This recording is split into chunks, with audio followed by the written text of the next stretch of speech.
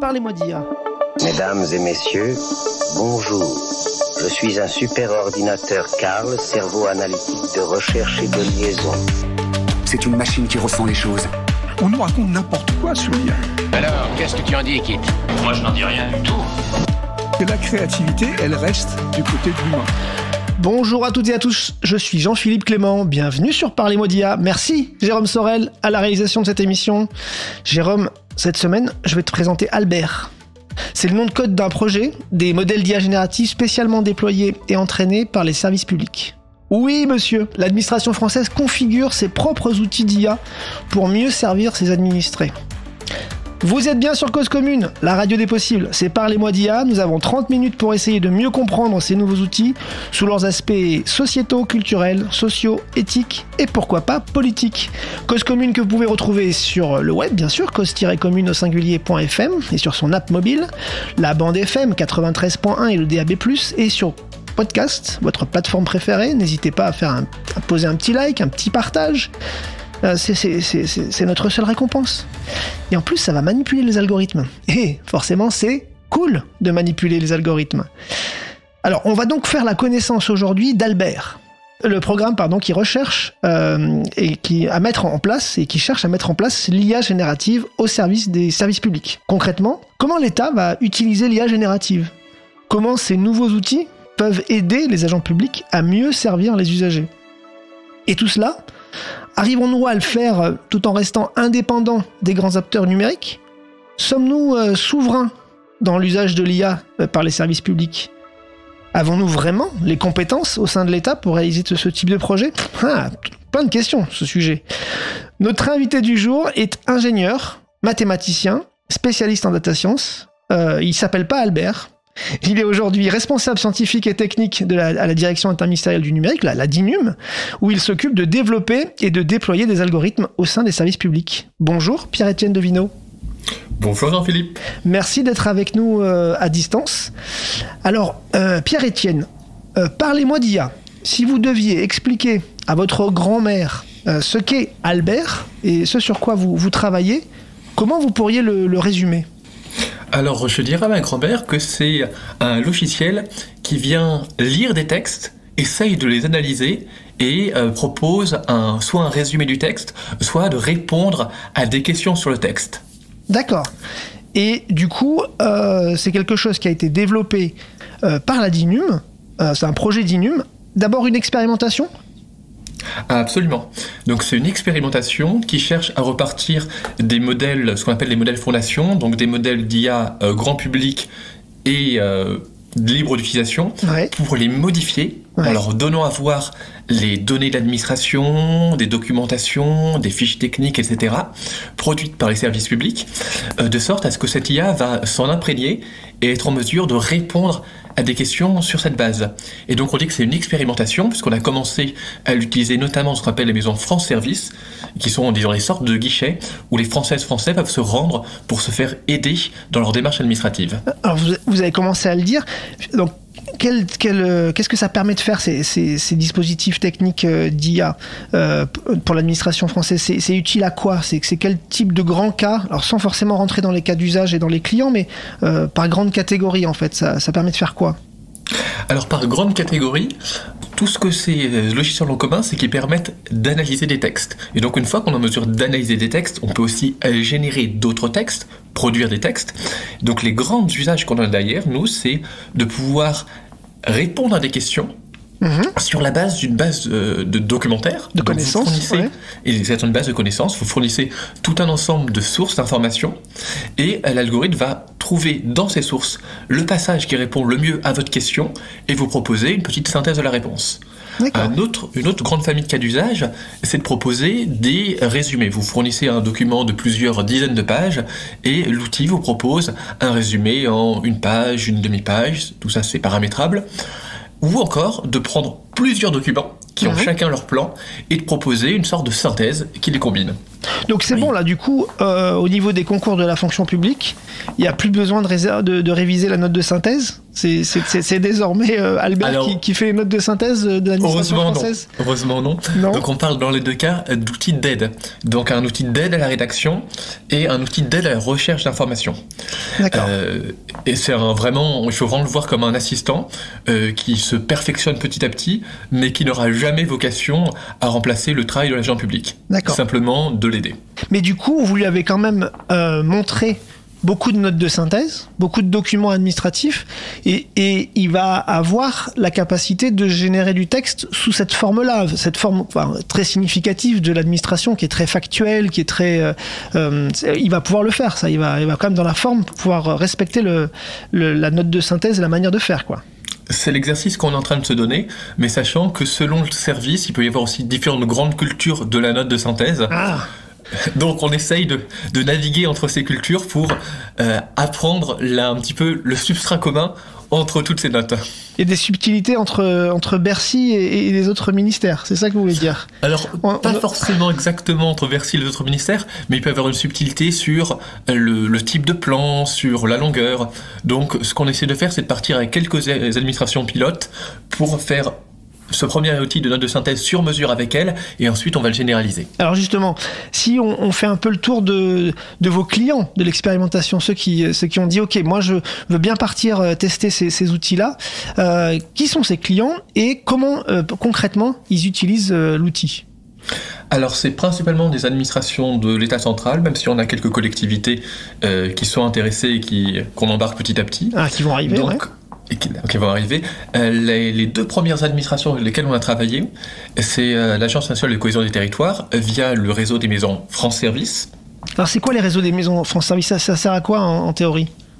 Alors les réseaux des maisons France Service, c'est un ensemble de lieux, soit fixes, soit mobiles. Il y a aussi des maisons France Service dans des bus qui sont répartis sur le territoire et où les citoyens et citoyennes peuvent se rendre avec ou sans rendez-vous, ça dépend, pour se faire accompagner par des agents publics, soit pour répondre à des questions que les citoyens ont, soit carrément pour faire les démarches administratives avec eux. D'accord. Et donc du coup, qu'est-ce que ça leur apporte, cet outil, aux agents publics qui reçoivent ces publics?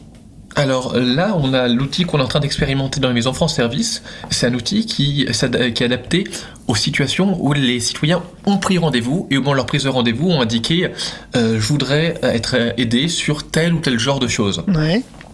Et donc on fournit à Albert la raison du rendez-vous, et Albert prépare une fiche pratique en fournissant à la fois les informations clés pour répondre à la demande de l'usager, Ouais. et les liens pratiques vers le bon téléservice pour faire la démarche, ou l'administration à contacter, donc ou les questions associées, etc.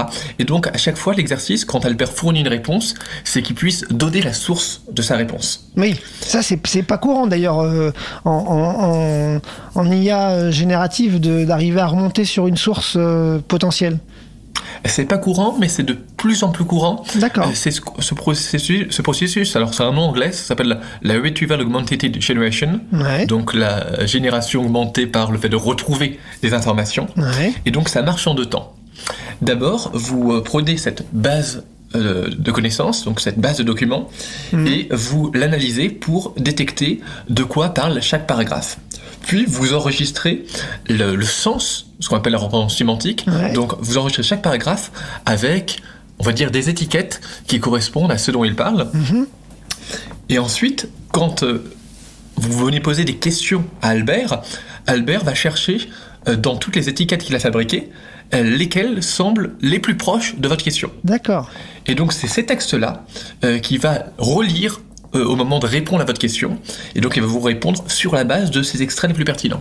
Donc dans ce cas-là, en fait, l'IA sert d'assistant à l'agent public en préparant le rendez-vous finalement. Oui. Et ça permet, pendant le rendez-vous, qui n'est pas forcément toujours très long, d'être très efficace sur la manière de répondre à la question de l'usager, voire même de lui donner des éléments supplémentaires, c'est ça? Exactement. En fait, ça permet de gagner le maximum de temps sur la recherche d'informations pour consacrer le temps du rendez-vous à vraiment l'accompagnement de l'usager quand il a besoin de faire Quand tu as besoin d'aide pour faire la démarche en ligne, de remplir les formulaires, etc. Donc c'est passer moins de temps à chercher des informations et plus de temps à faire ensemble. Et l'usager, il repart avec sa fiche rédigée par Albert ou pas à ce point-là quand même? Pas à ce point-là. D'accord. Est-ce qu'il y a d'autres cas d'usage? Est-ce qu'il y a vous avez d'autres clients publics qui viennent vous demander des choses en particulier avec Albert? Oui, bien sûr. Donc sur le sujet des notes de synthèse, on a commencé, alors le premier service sur lequel on a travaillé, c'est la Cour des comptes. Maintenant, il y en a d'autres qui ont rejoint l'aventure sur ce sujet. C'est des rapports de synthèse qui sont souvent costauds en plus. Qui sont tout à fait conséquents, mais qui ont le bon goût d'avoir des plans très clairs, très travaillés. Ah, oui. Et donc un des exercices, c'est de pouvoir repartir du rapport de chambre régionale des comptes pour essayer d'en faire une synthèse croisée. Ouais. Et donc l'avantage, c'est qu'on peut fournir à Albert des exemples de rapports produits par les chambres régionales des comptes et du rapport national correspondant de la Cour des comptes. Très bien. Donc on montre un petit peu à Albert comment l'exercice a été fait par le passé pour qu'il puisse, à son tour, aider à le faire. Donc sur le sujet avec la Cour des comptes, on est encore en phase expérimentale avec eux. Et c'est quand même, du coup, Albert est un bon assistant de Cour des comptes. Il a bien compris comment il fallait faire un rapport et comment il fallait le synthétiser. Il est en train d'apprendre, c'est un élève en formation. C'est bien, vous êtes humble avec l'outil que vous développez, mais effectivement, je crois savoir que ça marche plutôt très bien. Dans toutes ces données, dans tous ces rapports publics, souvent il y a des données nominatives. Et du coup c'est un peu sensible parce que ça veut dire que on donne à manger à l'IA pas mal de données où à l'intérieur il y a des noms et des prénoms de personnes, des prénoms des noms de sociétés. Comment on gère justement le fait d'entraîner un modèle avec ces données nominatives? Alors c'est une excellente question qu'on est en train d'étudier avec la CNIL. Pour l'instant, le choix sur lequel on est parti, c'est d'essayer de distinguer deux phases. Donc la phase de conception du modèle, la phase où on alimente le modèle, ouais, et la phase où on l'utilise. Et dans la phase où on alimente le modèle, on essaye de lui donner peu ou pas de données personnelles. Donc ça veut dire qu'on a une première étape où on va retirer de cette base d'exemple, de cette base, ce qu'on appelle la base d'apprentissage, les données personnelles via des règles en fait qui permettent de les trouver et de les retirer au cas par cas. Donc et à côté de ça, ce qu'on fait pour ne pas avoir de données personnelles, c'est qu'on a toute une stratégie où on crée des fausses données, c'est-à-dire des données qui ressemblent à des données authentiques, mais qui n'en sont pas, et ce qu'on appelle des données synthétiques. Et donc les données synthétiques ne contiennent pas de données personnelles, puisqu'elles sont sur des exemples factices, et ça, mais réalistes. Vous les générez avec de l'IA générative, du coup. Exactement. Et c'est là où ça devient amusant, c'est qu'on utilise des outils d'IA générative pour générer des exemples factices mais réalistes qu'on donne ensuite à manger à Albert pour l'améliorer. Donc c'est l'IA générative qui permet de s'améliorer elle-même. Bon, bah écoutez, là on a fait un bon tour d'horizon, un bon premier tour d'horizon de vos clients, de vos usages. Je vous propose qu'on fasse une petite pause musicale. Gare Laban, notre programmateur musical, voulait vous remercier aujourd'hui pour tous vos partages et toutes les informations que vous nous donnez. Et donc il vous offre ce morceau, A Token of Gratitude, un signe de gratitude de Radio Dep.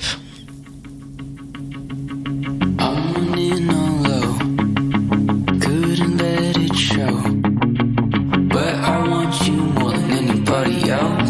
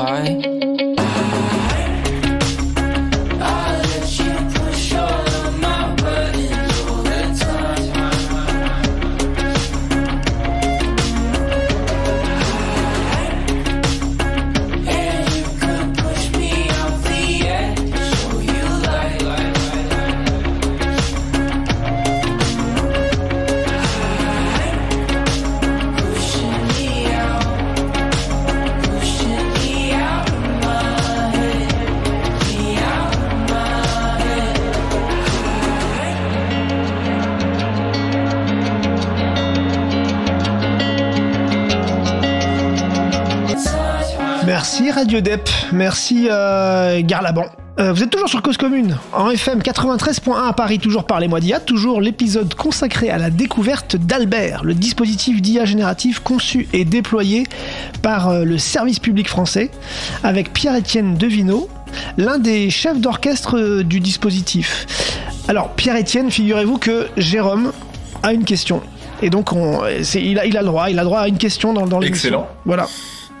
Oui, alors donc au fait c'est la question que je me posais pendant la pause musicale, mais combien êtes-vous dans votre service à travailler là-dessus, parce que c'est quand même mes impôts tout ça.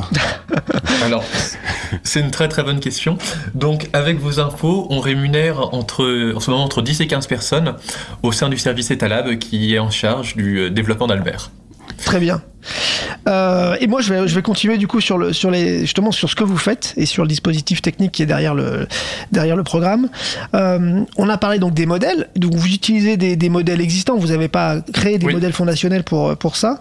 C'est quoi les modèles que vous utilisez pour réaliser ces services ? Alors on utilise Llama 2, Mistral et des modèles dérivés de Mistral comme OpenHRMS.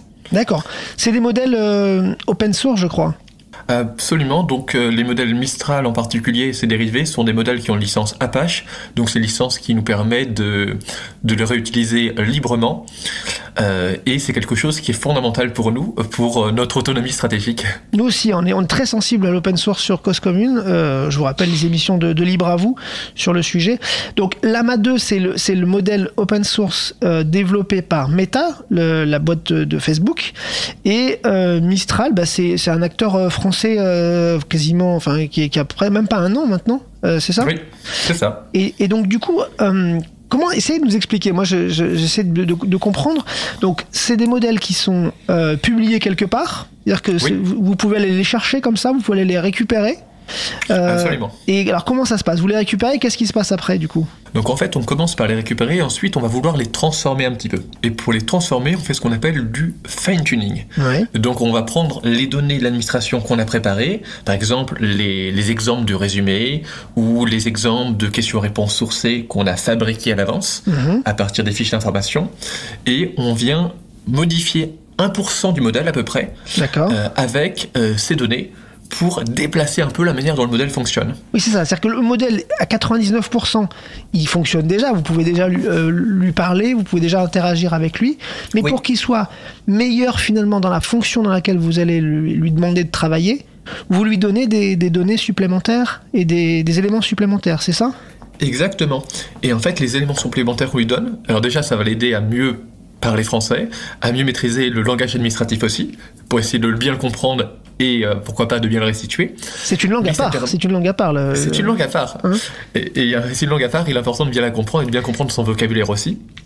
Ainsi que les sigles administratifs, par exemple. Oui, rien que ça déjà, ça doit effectivement beaucoup tourner dans les processeurs, rien que les sigles de l'administration française, effectivement. Ok, oui. Et ensuite, une chose qu'on fait quand on vient modifier ce petit pourcent des paramètres du modèle, c'est qu'on donne des exemples, des activités sur lesquelles on veut que le modèle soit bon. Donc, exemples de résumés. Alors, on a toute une stratégie pour faire les résumés de textes longs. Grosso modo, d'ailleurs, je peux vous le raconter en une phrase. En fait, ce sont des modèles qui sont doués pour faire des résumés de textes très courts, transformer un paragraphe long en un paragraphe court. Mais quand on veut transformer un document très long en un document très court, il y a tout un paquet de paragraphes. Donc, on a une stratégie où on vient découper le texte selon son plan en différentes parties, puis on découpe la partie en différents paragraphes, on résume chacun des paragraphes, ça donne un texte un peu plus court, puis on recommence, etc., jusqu'au moment où on a un texte suffisamment court. Et c'est quand même intelligible à la fin, ce qu'on obtient.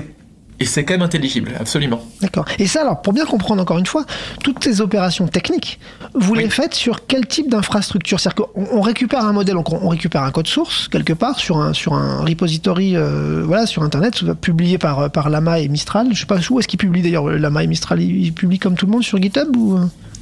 Alors, les codes sont publiés sur GitHub. Après, les modèles sont publiés sur leurs sites respectifs, mais sont aussi concentrés sur Hugging Face, qui est un petit peu l'équivalent de GitHub pour les modèles d'IA. Oui. Donc, vous les récupérez et pour justement les fine-tuner, pour les préparer, comment vous faites ? C'est quoi techniquement ? Où est le serveur, en fait ? Alors, aujourd'hui, on loue des serveurs dans le cloud public pour nous permettre de faire ces fine-tuning, de faire ces modifications assez légères, et ensuite de pouvoir utiliser les modèles, ce qu'on appelle en production, donc pour les utiliser au quotidien. Et en fait, la contrainte qui vient avec ces modèles, c'est que ce sont des modèles qui sont beaucoup trop gros pour tourner sur votre ordinateur ou le mien, donc on a vraiment besoin de ces serveurs en continu pour les utiliser. Et le cloud public, c'est des serveurs que l'administration publique maîtrise, c'est ça ? Pardon, oui, cloud public, c'est un anglicisme, mais c'est public au sens anglais, donc c'est pas l'administration publique, ça veut dire le cloud commercial, d'accord, où on loue actuellement des serveurs. Mais là, c'est une phase de transition. À côté de ça, on a commandé des serveurs sur une infrastructure qu'on partage.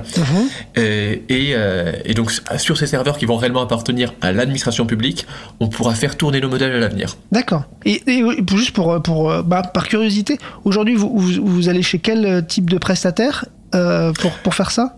Alors on va aujourd'hui chez des prestataires européens qui ont le label Secnum Cloud, qui est un label qui nous permet entre autres, de mettre des données confidentielles. D'accord. Du point de vue ça pourrait quasiment être du secret défense. Oui. En l'occurrence, c'est pas le cas, mais ça pourrait. Et il y a qu'une petite partie, que quelques acteurs qui ont ce label-là. D'accord. Donc vous faites vraiment très attention à là où on met les données, même si elles sont pas totalement chez vous. Et du coup, ma grande question, c'est que du coup, on voit bien comment ces modèles open source permettent finalement d'avoir une plus grande souveraineté vis-à-vis de ce qu'on veut en faire, et peut-être aussi une diffusion plus rapide, c'est ça, c'est pour ça qu'on utilise de l'open source finalement. Alors on utilise de l'open source pour au moins 3 raisons. Oui. La première raison, c'est effectivement la souveraineté, c'est-à-dire qu'une fois que le modèle a été publié, n'importe qui est libre de l'utiliser, donc on n'est pas dépendant d'un acteur. Oui. Une deuxième raison, c'est qu'effectivement en IA, la communauté open source est extrêmement active, donc dès lors que vous avez un modèle qui sort, vous allez avoir des élaborations, des versions dérivées du modèle, et qui vont être produits à leur tour en open source, et si le modèle n'était pas ouvert, s'il était ce qu'on appelle propriétaire, ça ne pourrait pas être le cas. Donc ça permet de bénéficier de l'innovation beaucoup plus rapidement. Et enfin, une troisième raison, qui est propre à l'administration publique, mais qui est importante dans notre cas, c'est que depuis 2016, depuis la loi pour la République numérique, les travaux de l'État sont par défaut ouverts. Donc les données de l'État doivent être en open data, les codes de l'État doivent être open source, donc c'est cohérent aussi qu'on utilise des modèles eux-mêmes ouverts qu'on va pouvoir republier à notre tour. D'accord. Et vous disiez que vous utilisiez du coup 2 grands modèles, Llama 2 et Mistral. C'est quoi la différence entre Llama 2 et Mistral ? Pourquoi vous en utilisez 2 ? Il y en a un qui sait mieux faire un truc qu'un autre ? Pourquoi on a besoin de 2 modèles ou de 3 ou de 4 ? C'est quoi comment vous jugez de la différence entre les modèles finalement ? Alors en fait, c'est aussi pour une raison de déroulé de projet. Finalement, donc Llama 2 a un petit peu moins... date de juillet dernier, Mistral date d'octobre, je crois maintenant. Donc on a amélioré nos modèles en continu, et on avait commencé à travailler sur les 2, on a gardé les 2 jusqu'ici, sachant qu'il y a peut-être une différence quand même entre les 2 qui est assez intéressante, c'est que il y a plus de travail de modération des sorties de Llama 2 que de Mistral. Mistral étant un modèle peut-être un peu plus brut de décoffrage. D'accord. Ok, donc en fait c'est plutôt une question de fraîcheur de modèles, vous les avez pris au fur et à mesure qu'ils sont venus, parce qu'ils étaient de mieux en mieux finalement, Absolument. Et voilà, et vous avez, d'accord, ok, c'est très clair. Et donc du coup, il y a votre équipe, on a parlé d'une quinzaine de personnes. C'est ça, une quinzaine de personnes avec des profils d'experts en intelligence artificielle, des profils, une designeuse aussi qui va sur le terrain rencontrer les agents publics pour essayer de bien comprendre ce dont ils ont besoin et co-construire nos outils numériques avec eux, et des profils de développeurs, etc. Et du coup, quand vous allez comme ça sur le terrain, quand vous rencontrez les différents services publics qui veulent faire appel à vous, faut quand même vous assurer qu'en face vous ayez des personnes qui comprennent ce qu'ils vont faire. Comment on fait monter en compétence les agents publics sur finalement l'usage, pas tant le développement mais l'usage de ces outils? Comment on leur apprend tout simplement à prompter correctement s'il faut qu'ils promptent? En les formant. D'accord. En les formant. Donc on a fait dans le cas des agents des maisons France Service, on a fait 2 formations. Une formation sur l'intelligence artificielle générative en général, donc pour bien comprendre ce que c'était, quelles opportunités, quelles limites ça pouvait avoir. Et après ça, on a fait une formation un peu plus spécifique pour apprendre à prompter en général et apprendre à prompter Albert en particulier. D'accord, et c'est des formations qui sont en présentiel, qui sont en ligne, qui sont... En ligne. En ligne. On les a fait en ligne. Du coup, chacun peut venir se former au fur et à mesure. C'est ça, et D'accord. on va reproduire ce genre de formation avec d'autres services publics. Et au-delà de votre équipe technique, est-ce que dans les autres ministères, il y a aussi des techniciens, des data scientists avec lesquels vous travaillez? Comment ça fonctionne ça? Oui, absolument. Donc on est en train de structurer une communauté de data scientists des services publics qui travaillent sur la générative. Donc on en trouve beaucoup au ministère de l'économie et des finances, on en trouve aussi au ministère des armées, à l'intérieur, à l'INSEE, etc. D'accord. Et donc on a un groupe d'échange, donc chaque semaine j'ai un rendez-vous avec les équipes de Bercy pour discuter de nos avancées techniques, se conseiller, partager des codes, des expertises, etc. Bon, ça plaît beaucoup à Jérôme qui a une nouvelle question. C'est inédit. 2 questions dans l'émission. Oui, mais justement... Tant mieux pour moi. Oui, mais la question que j'ai envie de vous poser, c'est est-ce qu'aujourd'hui, un agent public, qui n'est pas encore fourni avec votre service d'IA générative, est-ce qu'il peut aller sur ChatGPT ou sur Gemini ou autre pour faire travailler l'intelligence artificielle sur une question qu'il a? Est-ce qu'il a le droit de le faire? Est-ce qu'il y a une doctrine, en fait? C'est ça que tu veux dire? Est-ce qu'il y a une doctrine vis-à-vis de ça? C'est une très bonne question. Il y a pas de doctrine qui a été publiée par la France sur le sujet. Donc on recommande aux agents publics d'utiliser des outils souverains pour lesquels leurs données seront sur des serveurs maîtrisés. Vous êtes là pour ça? Et on est exactement là pour ça. Mais il n'y a pas de doctrine générique. Il y a certains services où la réponse sera évidente et d'autres où elle le sera moins. Donc c'est pas interdit, mais on va dire que vous essayez de proposer une alternative à ces offres privées et étrangères en plus, avec Albert. Et du coup, au-delà des usages, est-ce qu'il est prévu que justement il y ait un Albert un peu libre-service, quelles que soient les administrations, en mode un peu question-réponse finalement, comme ChatGPT, qui soit mis à disposition à un moment donné? Alors c'est ce vers quoi on veut aller, mais sachant que une chose qu'on apporte avec Albert, c'est le fait d'avoir des questions-réponses sourcées. Donc ils sont toujours adossés à une certaine base documentaire, et c'est quelque chose qu'on veut garder. Donc dans la direction qu'on a en ce moment, c'est d'essayer de trouver de préparer un certain nombre de bases documentaires qui peuvent intéresser un grand nombre d'administrations pour les mettre sur nos serveurs. Et à côté de ça, si certaines administrations ont des documents qui ne sont pas dans la base documentaire, on leur permettra de les ajouter, soit de manière permanente, soit de manière éphémère, le temps de poser leurs questions. Mais en tout cas, c'est quelque chose qu'on veut vraiment garder tel quel, c'est des questions-réponses sourcées. Et en finissant justement sur ces perspectives, c'est quoi vos grandes perspectives là, dans des prochains mois, des prochaines années? C'est quoi les grands projets qui vont structurer vos travaux? Alors c'est donc d'abord élargir le périmètre de ces questions-réponses sourcées, ensuite sortir un logiciel Albert Synthèse, donc celui qui est en cours de préparation, entre autres avec la Cour des comptes, et on est en train d'enquêter sur d'autres cas possibles. On a une grande réunion avec un ensemble de services pour essayer de faire émerger un 3e ou un 4e grand cas.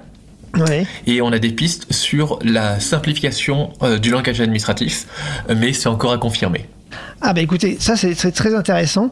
Nous on a reçu ici un médecin qui a utilisé ces langages, ces modèles de langage en fait pour décrypter les petites synthèses techniques médicales en grande synthèse qui était intéressante. Et je pense que du coup pour simplifier le langage administratif, il y a de grandes chances que ça fonctionne très bien. Écoutez, merci beaucoup Pierre-Étienne pour cette exploration d'Albert, c'est l'heure de conclure. Je vous remercie beaucoup pour ce partage. Pour les auditeurs, n'hésitez pas à liker cet épisode. Bien sûr, ça manipule les algorithmes et c'est cool de manipuler les algorithmes. Restez sur 93.1 FM sur Cause Commune. Je vous laisse entre de bonnes mains les émissions de Cause Commune. À bientôt. À bientôt, merci.